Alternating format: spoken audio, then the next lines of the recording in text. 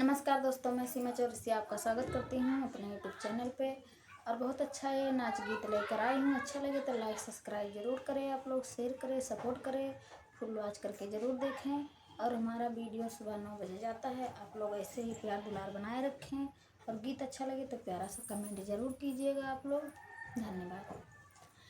हमारी नारमी कलैया ससुभरामई गागरी, हमारी नारमी कलैया ससुभरामई गागरी, हो भरामई गागरी, हो भरामई गागरी, हमारी नारमी कलैया ससुभरामई गागरी, हमारी नारमी कलैया ससुभरामई गागरी, देवराज होवते गगारिया भरवते, देवराज होवते गगारिया भरवते, गगारिया भरवते, गगारिया भरवते, हमारी सासु नीरदैया भरामई गागरी, हमारी सासु नीरदैया भरामई गागरी,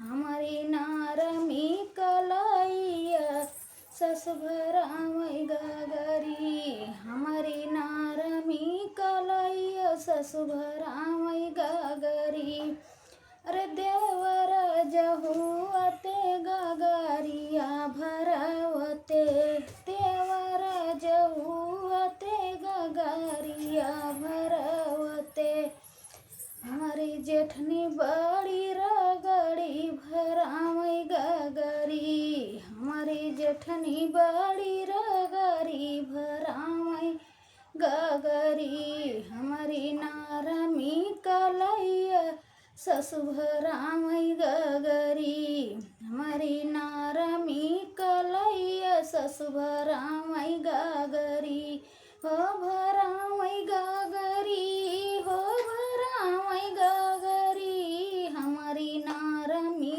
कलैया ससुभरामई गागरी, हमारी नारमी कलैया ससुभरामई गागरी, देवराज हुआते गगारिया भरवते, देवराज हुआते गगारिया भरवते, हमारी ननदी घर घूमनी भरामई गागरिया, हमारी ननदी घर घूमनी भरा मई गागरिया, हमारी नारमी कलैया ससुभरामई गागरिया, हमारी नारमी कलैया ससुभरामई गागरिया।